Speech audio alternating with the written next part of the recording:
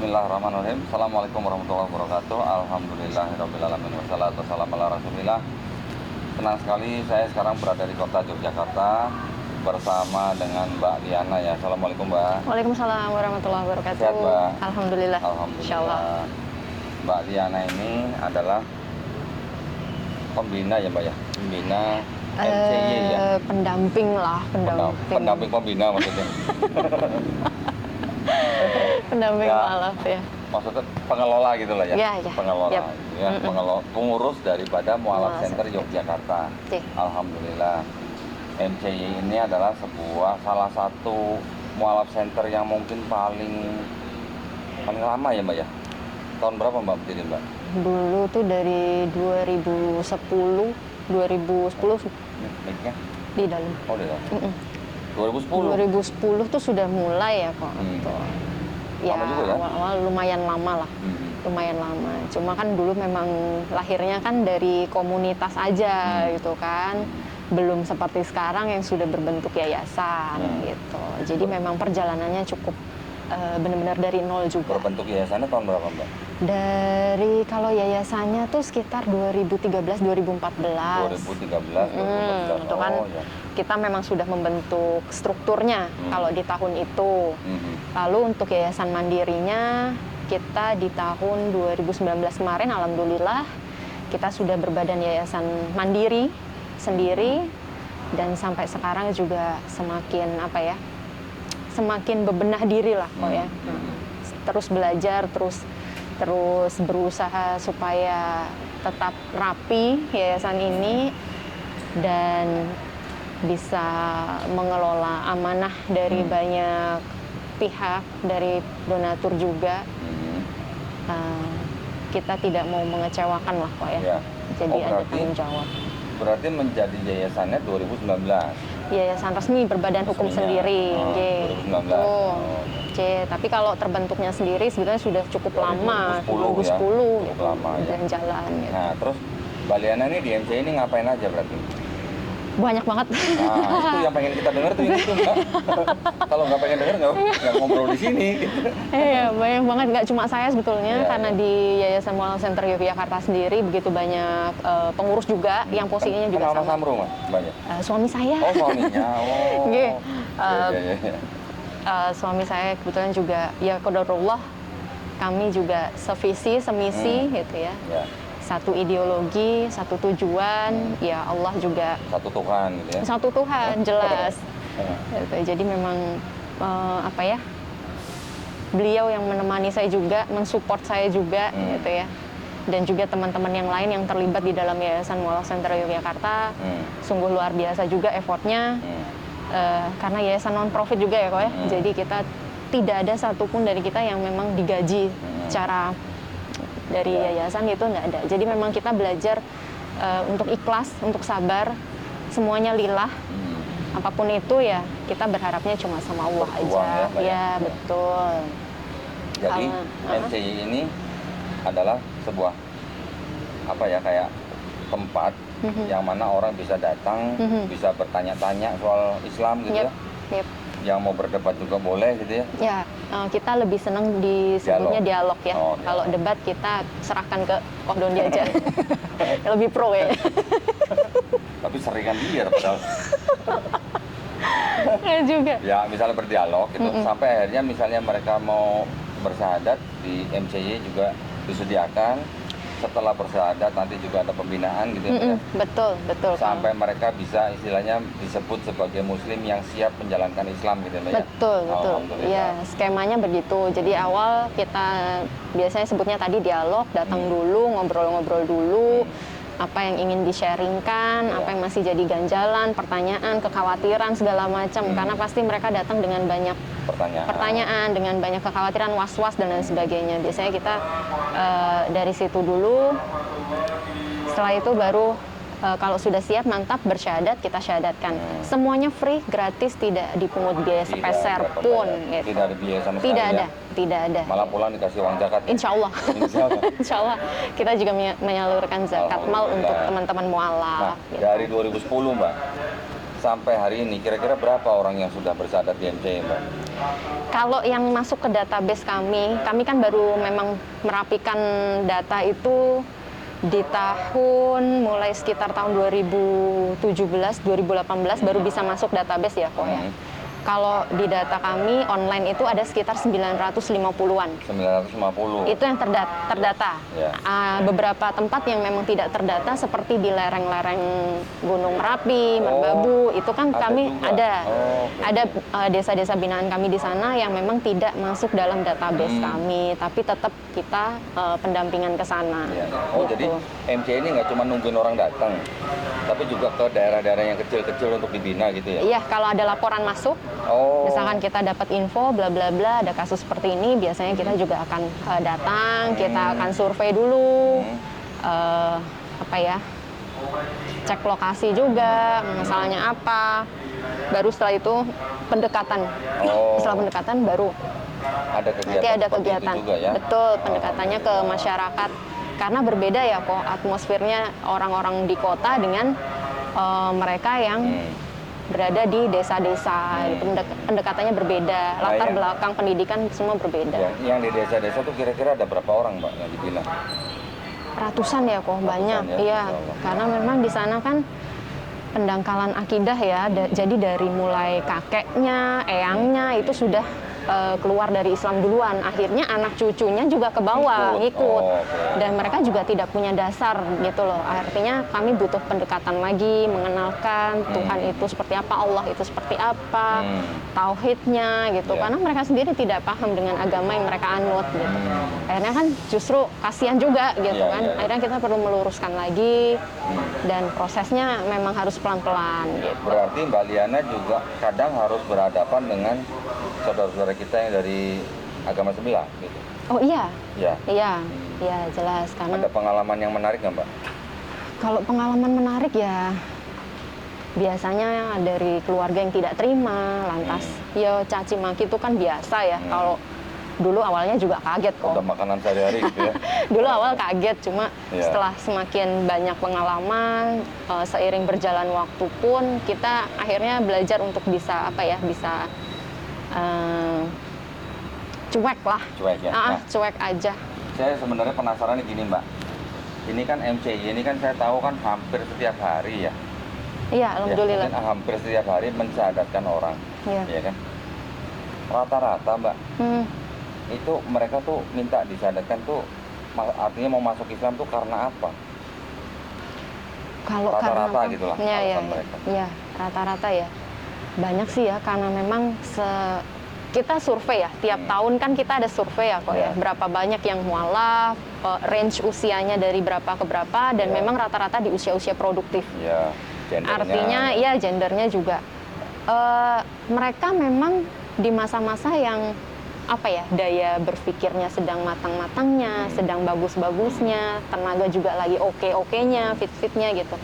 Jadi justru mereka memang datang tuh rata-rata karena kepo, keingintahuan juga berdasarkan banyak info maklumat yang masuk dari orang sekeliling, lingkungan, teman, mungkin tempat kerja, rekan-rekan kuliah dan lain sebagainya. Jadi ada ketertarikan mereka secara pribadi terhadap Islam itu sendiri gitu. Artinya saya dari situ saya bisa tarik kesimpulan bahwa memang orang yang tertarik Islam pertamanya justru karena ngelihat orang Islam itu sendiri gitu loh kok. Kan mereka juga nggak ngerti isi Al-Quran apa gitu ya. Artinya mereka melihat Islamnya, mungkin melihat isi Al-Qurannya, itu justru yang tercermin dari orang Islam itu sendiri. Jadi mudah-mudahan sih ya saudara-saudara Muslim di luar sana gitu bisa memberikan contoh lewat adab, perilaku, bagaimana cara bermuamalah sesuai dengan Islam. Itu tuh sebenarnya magnet tersendiri gitu loh untuk teman-teman yang di luar Islam gitu, bisa menarik mereka untuk tahu, oh kok orang Islam begini ya. Karena itu. Kalau di Jogja sendiri nih Mbak, di Jogja sendiri ini secara populasi ini kira-kira Islam dan Kristen itu berapa banding berapa? Wah, kalau itu saya nggak terlalu paham maksudnya secara persentasenya saya juga tidak berani mengatakan dengan pasti gitu ya. Tapi memang di daerah-daerah tertentu masih banyak yang di luar Islam yang mayoritas. Daerah tertentu ya. Seperti mungkin di beberapa tempat kayak di pegunungan di daerah Kulon Progo, perbukitan ya, itu kan memang kita tahu daerah-daerah yang cukup rawan pendangkalan akidahnya gitu ya. Terus di pesisir pantai itu juga masih kita butuh butuh benteng lah. Gunung Kidul? Ya, Gunung Kidul juga gitu ya. Terus di lereng Merapi, Merbabu itu juga kan kita intens ya dengan berbagai pihak juga di sana yang sudah terjun di sana juga. Gitu. Rata-rata Mbak, yang minta disadatkan itu range umurnya dari umur berapa sampai berapa? Kemarin masih usia-usia produktif? Masih usia-usia produktif, mulai dari anak-anak kuliahan biasanya gitu ya, semester pertengahan gitu. Bahkan ada yang awal semester tuh juga ada. Berarti umur 20-an ya? 20 ya, gitu ya? Ya sekitar segitu, sampai nanti 40, 45 itu kan masih yang usia oke ya. Dalam Islam kan itu masih usia produktif gitu. Kalau yang termuda kemarin ada di usia 10 tahun. 10 tahun? Ya. Masya Allah. Itu tertarik, saya juga sangat tertarik dengan kisahnya ya, kemarin itu diantar sama ibundanya. Nah ini juga salah satu fenomena ya, anak-anak yang orang tuanya menikah berbeda agama.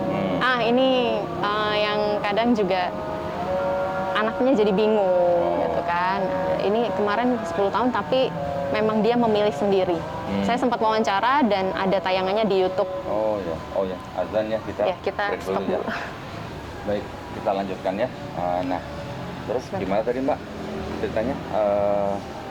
Tadi kan kira-kira usia 20 sampai 40 gitu ya, yang banyak kurang lebih 40, terus 45. Kebanyakan yang bersyahadat di MCI itu adalah orang-orang Jogja asli atau pendatang? Pendatang juga banyak. Oh, banyak pendatang. Banyak pendatang juga. Ya tadi karena anak-anak kuliah keluar dari kotanya ya, biasanya kan merantau terus ke sini, kuliah di sini.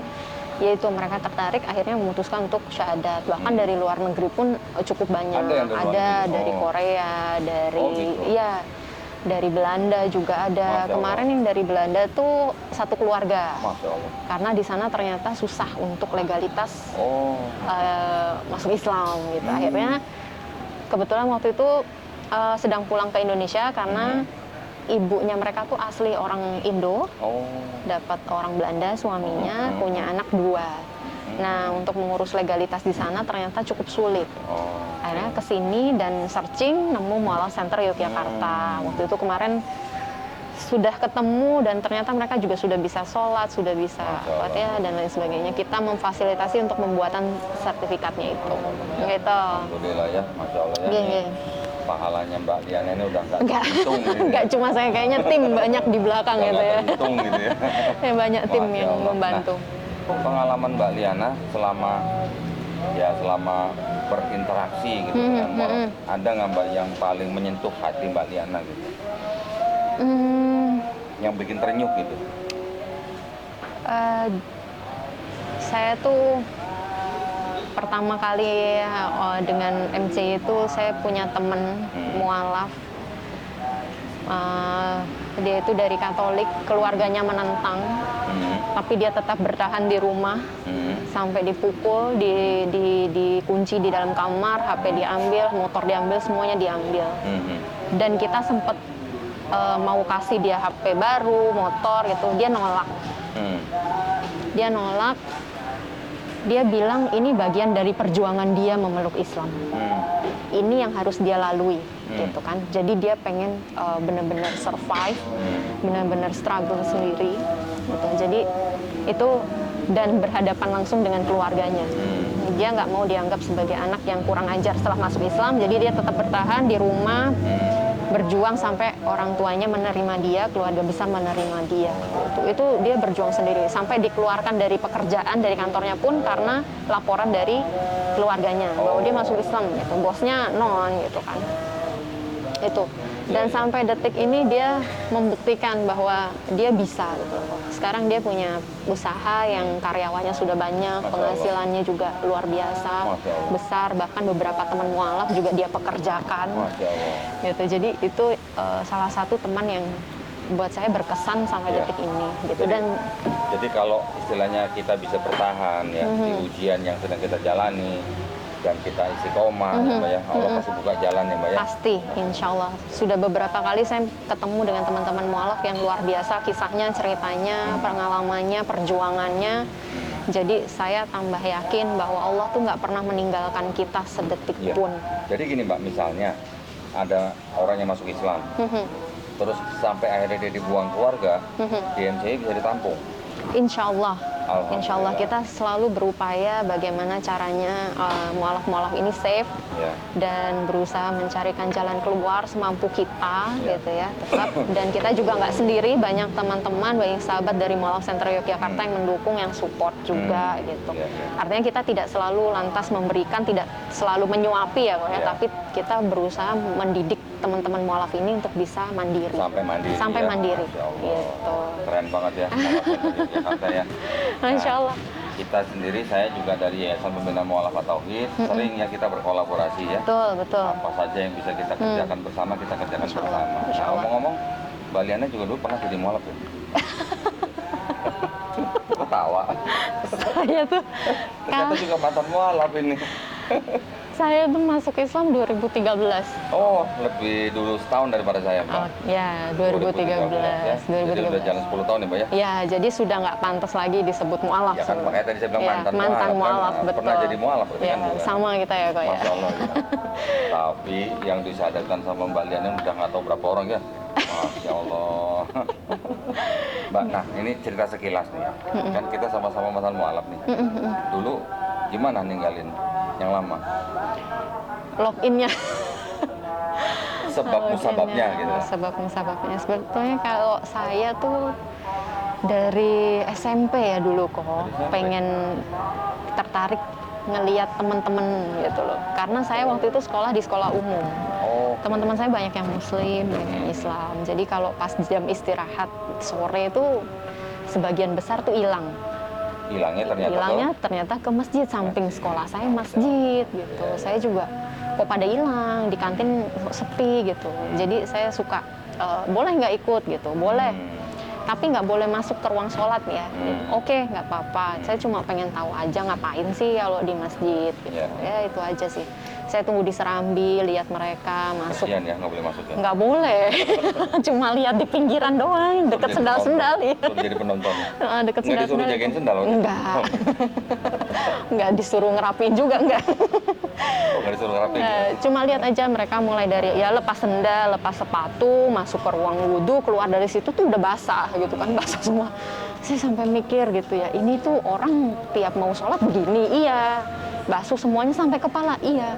Lu nggak masuk angin 5 kali sehari begini gitu kan, nggak masuk angin, nggak kedinginan gitu kan. Ya enggak gitu. Oh gitu ya, repot ya, ribet ya. Gitu. Tapi apa yang membuat mereka mau gitu? Bersusah payah, bercapek-capek gitu. Ya waktu itu ya. Dengan cara yang seperti itu gitu. Terus juga ngelihat Al-Quran kayak gitu kan, ada pelajaran agama Islam gitu, saya suka lihat emang bisa baca kayak gini, tulisan kayak cendol gitu kan, Kayak dawat cendol itu kan gitu ya itu bisa kalau belajar bisa. Itu dulu saya wah luar biasa ya, kita orang Indonesia bisa baca Quran gitu kan, sedangkan kita nih kadang yang ibadah seminggu sekali aja masih males-malesan gitu. Tapi waktu itu saya pikir ya mungkin saya nggak kenal sama agama saya. Akhirnya saya berusaha lagi untuk buka-buka Alkitab, belajar lagi. Saya SMA, yayasan, Kristen, ikut Kristen juga. Terus ikut aktif di gereja, muda-mudi, dan lain sebagainya, ikut retret gitu. Saya pikir dengan begitu saya bisa lebih paham dengan agama saya. Ternyata justru dari mulai rajin baca Alkitab dari Kejadian sampai Wahyu kok kayaknya agak oleng juga gitu. Agak oleng juga saya. Dulu dari Katolik. Katolik. Katolik. Ya campur-campur lah kok. Campur ya. Sekolahnya Kristen gitu. Oh, gerejanya Katolik, sekolahnya Kristen. Ya. Begitu ya. Iya. Jadi ya, tapi alhamdulillah ya Mbak ya. Apa yang sudah kita lewati dan apa yang sudah kita dapat sekarang, sebuah iman Islam itu udah sesuatu yang paling harus kita syukuri ya, Oh Mbak. iya, betul. Saya kok merasa juga waktu saya mendapatkan iman itu kok saya seperti orang yang dipilih gitu. Betul, betul, Ya. Pak. Betul sekali. Saya juga Apalagi- merasa begitu. Apalagi kalau kita tahu bahwa setiap bayi yang lahir itu sebenarnya fitrahnya muslim. Fitrahnya Muslim. Terus kemudian dia menjadi Kristen, Katolik, Yahudi, Majusi atau apapun itu karena orang tuanya. Betul, betul, Terus setelah betul. kita bisa kembali ke Islam, Masya Allah itu rasanya Luar biasa, Nggak bisa betul dibayangkan, sekali. Mbak, ya? Betul, betul, Oh, betul. Karena ya Allah. nggak semua orang ya. nggak semua Karena orang. menurut saya juga hidayah itu bukan karena kita pinter, bukan karena Iya. kita yang hebat, bukan Iya. karena kita yang mampu gitu, tapi memang Allah yang ridho gitu Iya, jadi pada kita. hidayah itu kayak apa ya? Buat saya nih Mbak ya, buat saya. Itu adalah penghargaan yang paling tinggi dari Allah Subhanahu wa taala buat kita. Betul, betul, betul. Dan Allah sudah punya rencana buat kita. Iya. Kita buat apa, nanti kita buat apa, kita buat apa, ada yang dikasih ujian yang mungkin buat dia istilahnya enteng, ada yang merasa ujian ini berat gitu ya. Tapi kita ini yang istilahnya sudah menjadi saudara di dalam iman, kita saling bantu gitu ya. Karena dengan orang masuk ke dalam Islam itu tidak semuanya mulus-mulus saja. Betul, iya. Mbak Liana lebih tahu dari saya karena Mbak Liana hampir tiap hari gitu ya. Kalau saya kan belum tentu seminggu sekali gitu. Ya, Masya Allah nih Tapi Masya Jogja Allah ya, Mbak luar Liana biasa. sangat luar biasa pahalanya nih. Masya Iri Allah. saya berarti dengerin. Saya juga iri nih, Ko Dondi banyak juga nih kayaknya nih yang login lewat Ko Dondi nih. Yang login itu kan sebenarnya kan karena semuanya kan karena Allah ya, Mbak, ya. Wasilah ya. Ya kan, bukan karena kita ya. Bukan. Semuanya karena memang udah ya haknya Allah, milik Allah, Allah yang memilih, Allah yang menentukan kan gitu ya. Jadi Masya Allah kita mudah-mudahan yang pengurus-pengurus Mualaf Center ini diberikan kekuatan Amin, ya. amin, amin, amin, mudah-mudahan insya Allah. Semoga juga istiqomah. Amin, amin, amin. Husnul khotimah ya. Amin, amin, amin. Amin ya. Jadi terima kasih banyak ya buat yang sudah menyimak obrolan kami. Walaupun ini obrolan sepintas lalu gitu ya. Sepintas ya. Tapi mudah-mudahan bermanfaat buat para pemirsa. Amin. Ya, baik kalau begitu terima kasih banyak Mbak Diana ya. Yes, Salam buat Mas Amru ya Mbak. Ya. Yes, saya salam. Insya Allah. Terima kasih banyak perhatiannya buat para pemirsa. Wabillahi taufiq wal hidayah. Wassalamualaikum warahmatullahi wabarakatuh. Waalaikumsalam.